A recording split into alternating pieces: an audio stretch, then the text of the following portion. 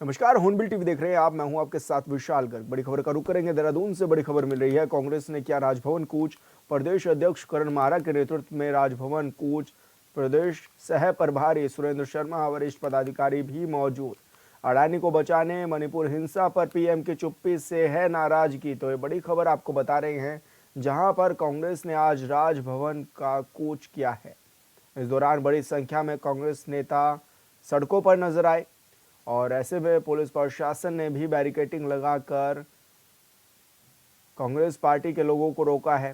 तो बड़ी खबर आपको बता रहे हैं, जहां पर अडानी को बचाने और मणिपुर की हिंसा पर चुप्पी पीएम की, इसको लेकर ये कूच किया गया, नाराजगी दिखाई गई। तो बड़ी खबर आपको बता रहे हैं, जहां पर प्रदेश अध्यक्ष कांग्रेस करण माहरा के नेतृत्व में राजभवन कूच किया गया है।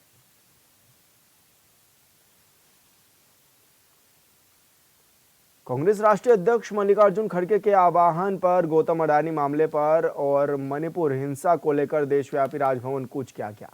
इसी क्रम में उत्तराखंड कांग्रेस ने भी राजभवन कूच किया, जिसको लेकर सत्ता पक्ष और कांग्रेस पर निशाना साध रही है।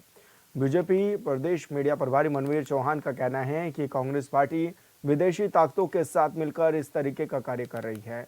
मनवीर चौहान ने कहा है कि कांग्रेस विदेशी ताकतों के हाथ में खेल रही है और सरकार को बदनाम करने की कोशिश कर रही है।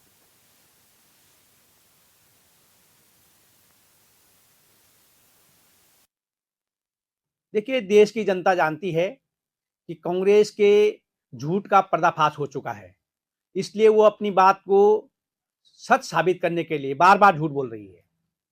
और कांग्रेस पूरी तरह से विदेशी ताकतों के हाथ में खेल रही है और देश के प्रधानमंत्री और देश को बदनाम करने के लिए विदेशी ताकतों का समर्थन कर रही है, उनका सहयोग ले रही है। इसलिए विदेशी मीडिया में जो भी प्रकाशित होता है, उसका बहाना लेकर के कांग्रेस पार्टी सदन को नहीं चलने देती है या सड़क पर उपद्रव मचाने की कोशिश करती है। इसलिए कांग्रेस के एजेंडे का हिस्सा है जो देश के खिलाफ जो ताकतें हैं उनका समर्थन करती है और देश के प्रधानमंत्री नरेंद्र भाई मोदी जी और देश की छवि को खराब करने की कोशिश कर रहे हैं। मेडिकल कॉलेजों के बेहतर संचालन को लेकर उत्तराखंड के स्वास्थ्य मंत्री डॉक्टर धन सिंह रावत ने एसओपी बनाने के निर्देश जारी किए हैं, जिसके तहत सभी चिकित्सकों और कार्मिकों की बायोमेट्रिक उपस्थिति दर्ज की जाएगी। इस एसओपी की जानकारी देते हुए चिकित्सा शिक्षा निदेशक डॉक्टर आशुतोष सयाना ने बताया है कि एसओपी बनाने को लेकर सभी मेडिकल कॉलेजों के प्राचार्यों के साथ बैठक की गई है, जिसमें सभी डॉक्टर और कार्मिक के दायित्वों को देखते हुए एसओपी बनाने की जरूरत पर जोर दिया गया है।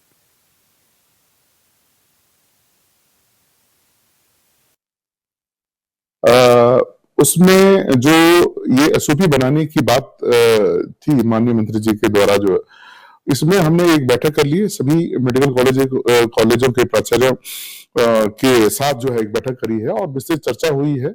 और सबसे पहले जो एसओपी में जो पॉइंट्स आया है, जितने भी चिकित्सक हैं हमारे और जितने भी नर्सिंग पैरामेडिकल स्टाफ हैं, सबका क्या कार्य है, क्या दायित्व है, इस चीज पर जो है डिटेल से जो है एसओपी बनाने की आवश्यकता पर जोर दिया गया। उत्तराखंड में इन दिनों नगर निकाय चुनाव को लेकर सरगर्मियां तेज हो गई हैं। इस बीच पंचायती राज विभाग भी त्रिस्तरीय पंचायत के निर्वाचन को लेकर अपनी तैयारियों में जुट गया है। बता दें, त्रिस्तरीय पंचायत के कार्यकाल भी विगत 2 दिसंबर को खत्म हो चुके हैं।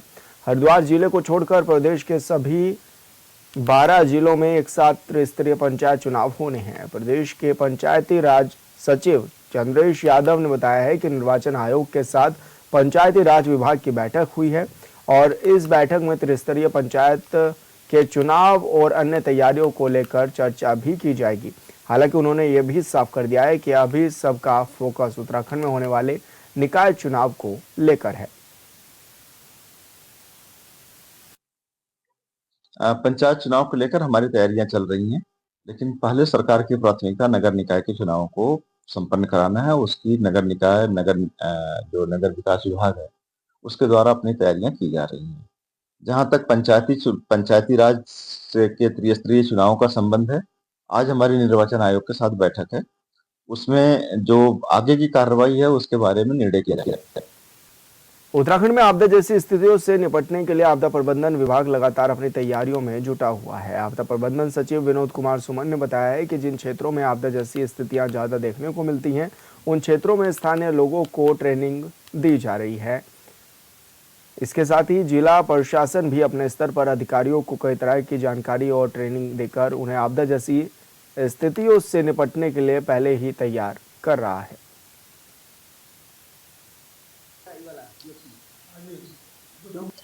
ट्रेनिंग का कार्य हमारा पहले से ही चल रहा है, कोई नया कार्य नहीं है। हमारा प्रयास है कि जब आपदा का समय नहीं है तो उसमें हम लोग तैयारी का समय मानते हैं इसको, और जितनी अच्छी तैयारी होती है उतना अच्छा हम आपदा में मैनेज कर पाते हैं। तो उसी के क्रम में इसमें ट्रेनिंग का कार्य चल रहा है, सभी जनपद के द्वारा किया जा रहा है।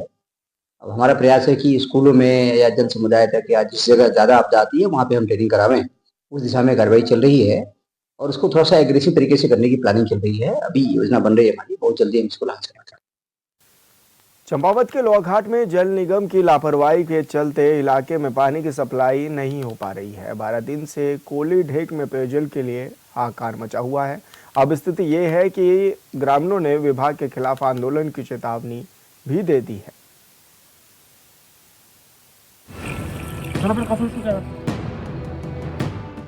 उत्तराखंड के चंपावत में लोहाघाट के तल्ला कोडी ढेक में पिछले 12 दिनों से जल निगम के जल जीवन मिशन योजना के नलों में एक बूंद पानी तक नहीं टपका है, जिस कारण गांव में पेयजल के लिए हाहाकार मचा हुआ है।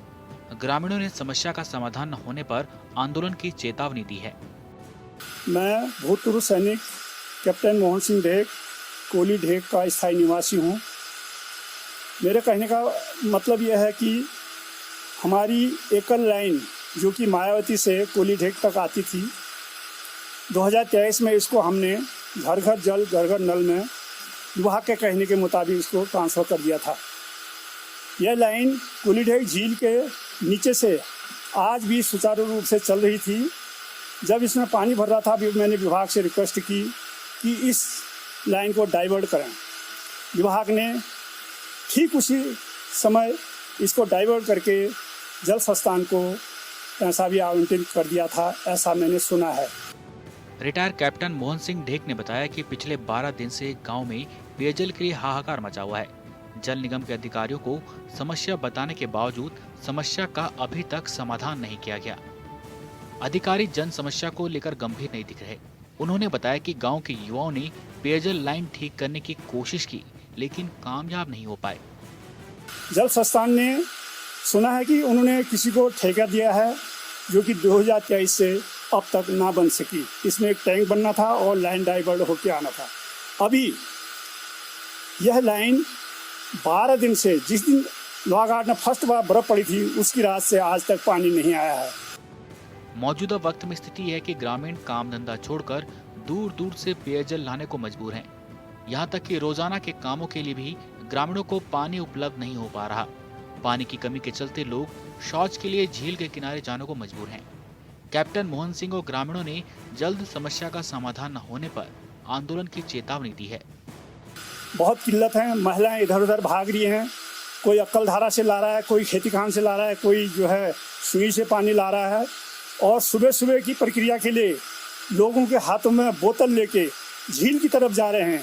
ये लोग अब झील को भी गंदा करने की कोशिश करवा रहे हैं। मेरी विभाग से रिक्वेस्ट है, कृपया इस लाइन को सुचारू रूप से ठीक करने की कृपा करें, अन्यथा ग्रामवासी अगली कार्रवाई करने के लिए तैयार हैं। धन्यवाद, जय हिंद। ग्रामीणों की समस्या पर जल निगम के अधिशासी अभियंता बीके पाल ने बताया कि मामला संज्ञान में आया है। संबंधित अभियंता को पेयजल लाइन को दुरुस्त करने के निर्देश दिए गए हैं, लेकिन अब तक क्षतिग्रस्त पाइपलाइन को ठीक नहीं किया गया। Bureau report, hornbill TV.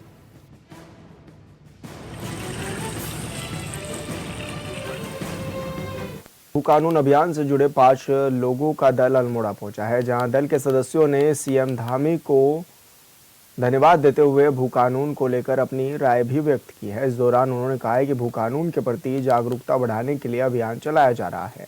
मौके पर संयोजक सहकार सागर ने बताया है कि दल देहरादून से सभी राज्यों में जाकर तमाम अधिकारियों से मुलाकात कर रहा है और भू कानून को लेकर उनके सहयोग के लिए उनका धन्यवाद भी किया जा रहा है। 54 और 57 में जा रहा है। उसकी पहली बार भू कानून हमने पूरी देवी देवताओं के श्री चरणों में अर्जियां अर्पित की थी और हमें लग रहा है कि मुख्यमंत्री अभी वादा कर रहे हैं, समयबद्ध हैं, कटिबद्ध है। वो कह रहे हैं कि फरवरी में बजट सत्र में हम भू कानून ले आएंगे। इसलिए हमें सारे देवी देवताओं का हम आभार व्यक्त कर रहे हैं, साथ साथ में सारे डीएमओ का और शासन प्रशासन के अधिकारियों का, ताकि उनका मोरल बूस्टअप हो, उनका भी हम आभार व्यक्त कर रहे हैं। पहली बार भू कानून हमने पूरी देवी देवताओं के श्री चरणों में अर्जियां अर्पित की थी और हमें लग रहा है कि मुख्यमंत्री अभी वादा कर रहे हैं, समयबद्ध हैं, कटिबद्ध है। वो कह रहे हैं कि फरवरी में बजट सत्र में हम भू कानून ले आएंगे। इसलिए हमें सारे देवी देवताओं का हम आभार व्यक्त कर रहे हैं, साथ साथ में सारे डीएमओ का और शासन प्रशासन के अधिकारियों का, ताकि उनका मोरल बूस्टअप हो, उनका भी हम आभार व्यक्त कर रहे हैं। एक तरफ तो उत्तराखंड सरकार प्रदेश में भू कानून लाने की तैयारी कर रही है, वहीं दूसरी तरफ भू माफिया सरकारी जमीनों और असहाय लोगों की जमीनों पर धड़ल्ले से कब्जा करते हुए नजर आ रहे हैं। ताजा मामला पौड़ी जिले के सतपुली का है, जहां ग्राम सभा मलेठी के दिव्यांग लक्ष्मण सिंह बिष्ट ने जिलाधिकारी को लिखित में शिकायत दी है।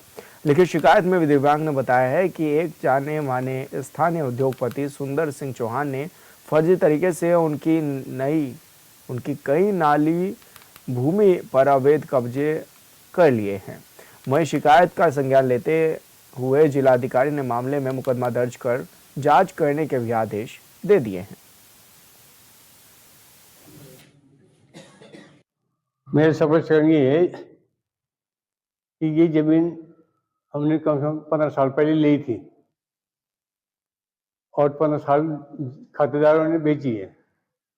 वो खातेदार दो हैं, एक चाचा है, एक चाचा के ताऊ बड़े भाई का लड़का है। तो इन्होंने जमीन बेची है, तो इनका कहना है कि हमने यहाँ नहीं बेची है। तो हमको जो बताया गया था, हमें तो पता नहीं खेत का है, कौन से खेत का है। बंजर जमीन थी जिसमें झाई झंगार आज तक खेत का पता नहीं रखते। तो हमने किसी की जमीन, अवैध जमीन किसी की, जो हमारे रजिस्टर में जिनके नंबर है उन्हीं में कागज है। तो इन्होंने मेरे को बोला आगे, एक तो आपके चाचा है, जो मेरे चाचा का स्वर्गवास हो गया, आज 4 साल हो चुके हैं। एक मेरा छोटा भाई है जो जिसको इस बारे में कोई पता भी नहीं है। तो हमने कहा ठीक है, होंगे इनको हंगर पे दिखा दो, सैन सुनोगे। तो उसमें वास्तव में है सैन, पर ये नहीं पता इसमें जो रतन सिंह गवाह है वो कोई रतन सिंह कोई गवाह नहीं है हमारा, उसको पता है। ये मेरा गांव का है, वो जो कि घर पे रहता भी नहीं, बहुत कम आता है। और गांव में सबको पता है, ये आदमी गांव में अपने घर से बाहर कभी जाता भी नहीं है, कभी आता है और ये ना रखा। और इन्होंने पता नहीं किस हिसाब से क्या क्या किया चौहान जी ने, सुंदर सिंह चौहान जी ने। मेरे को कोई पता नहीं, मेरे को जब यहाँ जीसीबी लगी तब मेरे को पता लगा, तब मैं यहाँ रोते रोए आया। मेरे पूरे पर्टिकुलर मैटर को जैसे ही मेरे संज्ञान में आया, मैंने एसडीएम सतपुली को निर्देशित किया, वो शीघ्र इसमें जांच रिपोर्ट जब हमें देंगे और जो नियमानुसार आवश्यक कार्रवाई की जाएगी। उत्तराखंड के उत्तरकाशी में एक बार फिर हिंदू संगठन के लोगों में एक समुदाय विशेष के प्रति भारी आक्रोश देखा जा रहा है। हिंदू संगठन से जुड़े लोगों ने थाना कोतवाली में हंगामा किया और धर्म विशेष के व्यापार पर कमरे में एक समुदाय विशेष के लोगों को पीटने का आरोप लगाकर कार्रवाई करने की भी मांग की है।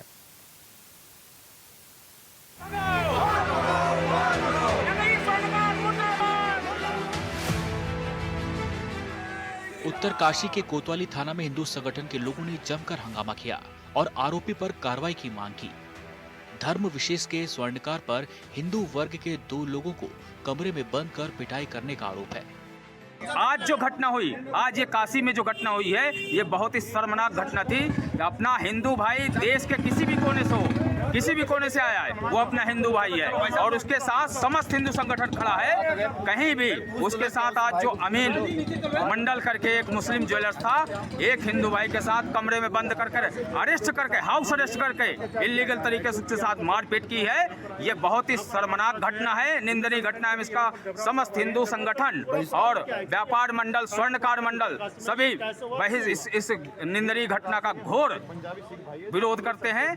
आज एक नया मामला आया है कि स्वर्ण जिहाद, मतलब गोल्ड में भी मिलावट और वगैरह ये करके, और जो बाहर के व्यापारी यहाँ पे अपना सोना बेचते हैं, तो ये उनको मना कर रहे हैं कि यहाँ पे सोना मत बेचो। जो हमारा ही कारोबार है, तो बोला हमारा ही व्यक्ति यहाँ पे, कोई मुस्लिम व्यक्ति यहाँ का जो व्यापारी बने, तो इसमें अब देखो स्वर्ण जिहाद भी हो गई है। इसमें बिल्कुल ये सोने का जिहाद भी करना चाहते हैं, जिसकी शुद्धता की गारंटी 1% नहीं रहेगी। पीड़ित पक्ष का कहना है कि वह सालों से इस स्वर्णकार को सोने चांदी की सप्लाई करते आए हैं और जब वह अपने पैसे मांगने यहाँ आया तो स्वर्णकार ने उन्हें कमरे में बंद कर उनके साथ मारपीट की, साथ ही उनसे गहने भी छीन लिए।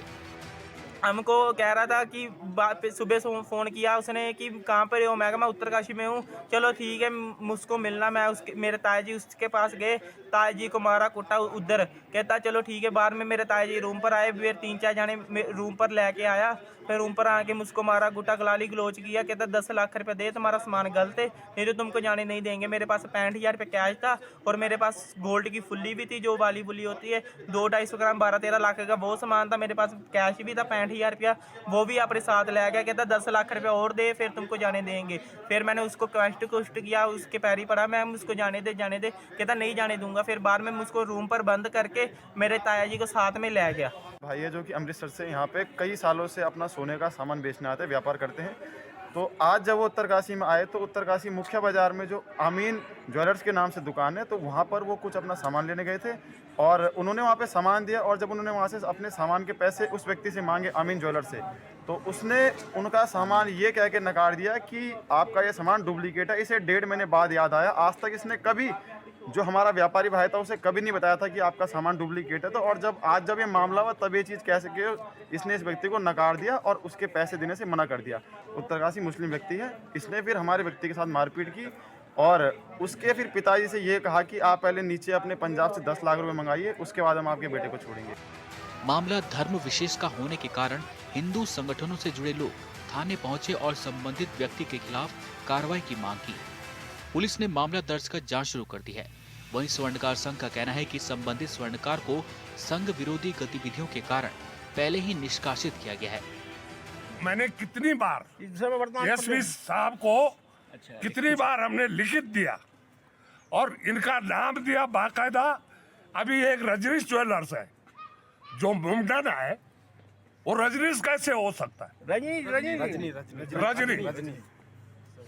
तो हमने बार बार इनको बाइकआउट किया स्वर्णकार संघ से। हमने इनके साथ कोई संबंध नहीं रखा।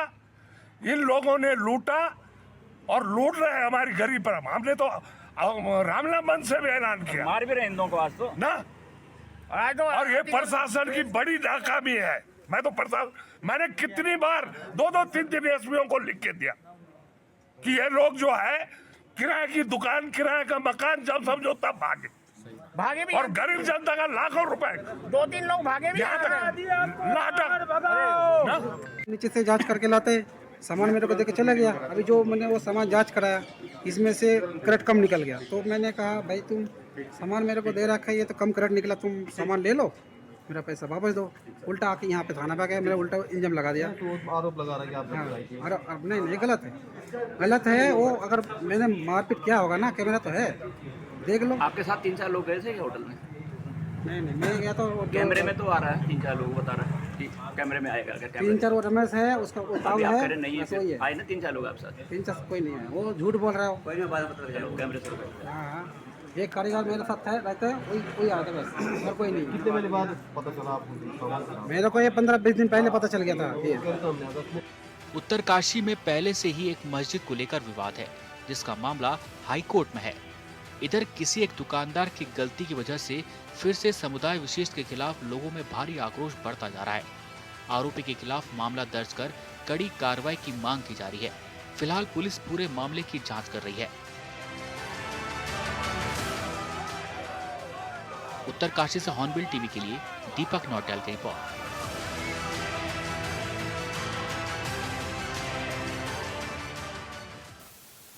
और फिलहाल इस बुलेटिन में इतना ही। आप देखते रहिए हॉर्नबिल टीवी। नमस्कार।